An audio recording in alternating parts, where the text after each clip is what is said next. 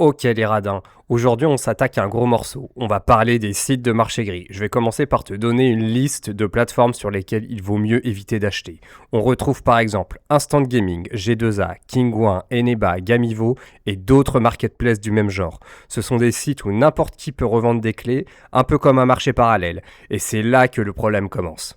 Déjà, on va répondre à une question simple. C'est quoi un marché gris? Ce sont des sites où les clés ne viennent pas directement de l'éditeur, mais de revendeurs tiers. Et le problème, c'est qu'on ne sait jamais d'où viennent ces clés. Elles peuvent venir de sources complètement douteuses, par exemple des clés achetées avec des cartes bancaires volées, des clés presse ou influenceurs normalement interdites à la revente, des clés issues de bundles revendues à l'unité, des clés régionales revendues dans des pays où elles ne sont pas censées fonctionner, des clés obtenues avec des arnaques au remboursement, ou même des clés éducatives ou corporate qui n'ont rien à faire sur un site public.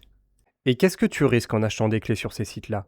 La majorité du temps, tu auras une simple révocation de clés, mais tu peux avoir un jeu qui ne s'active pas dans ta région, un jeu qui s'active mais ne se lance pas, un jeu qui disparaît de ta bibliothèque, des DLC incompatibles, des mises à jour bloquées, un accès multijoueur refusé, en bonus, aucun support, aucun remboursement, aucune garantie. Et dans les cas extrêmes, si tu accumules les clés frauduleuses, tu risques un ban de ton compte Steam. Donc, acheter sur ces sites, c'est moins cher, mais tu joues littéralement à la roulette russe avec ton argent et tes jeux. Ok, maintenant que tu as pris connaissance des risques, admettons que tu viennes me voir et que tu me dises: je connais les risques, je suis prêt à les encourir, je préfère quand même payer mes jeux moins cher, c'est ma responsabilité, je n'embête personne en faisant ça. Sauf que, au-delà des risques pour toi, il faut comprendre que le marché gris, c'est aussi un vrai fléau pour les développeurs et pour toute l'industrie du jeu vidéo. Déjà, quand tu achètes une clé sur un site de marché gris, le studio ne touche rien. Zéro.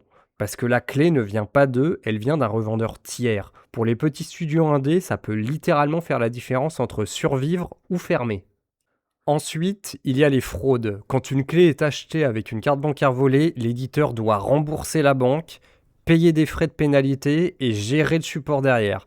Donc non seulement il ne gagne rien, mais il perd de l'argent. Le marché gris crée aussi une fausse image. Quand une clé est révoquée, beaucoup de joueurs pensent que c'est l'éditeur qui les a volées, alors que le problème vient du vendeur tiers. Résultat, ça détruit la confiance entre le joueur et les studios. Et ça fausse aussi complètement les prix. Les clés régionales revendues dans les pays plus riches cassent le marché, forcent les éditeurs à augmenter les prix ailleurs, et au final, c'est tout le monde qui paie plus cher. Donc oui, le marché gris, ce n'est pas juste un risque pour toi, c'est un poison pour les développeurs, pour les éditeurs et pour l'industrie du jeu vidéo.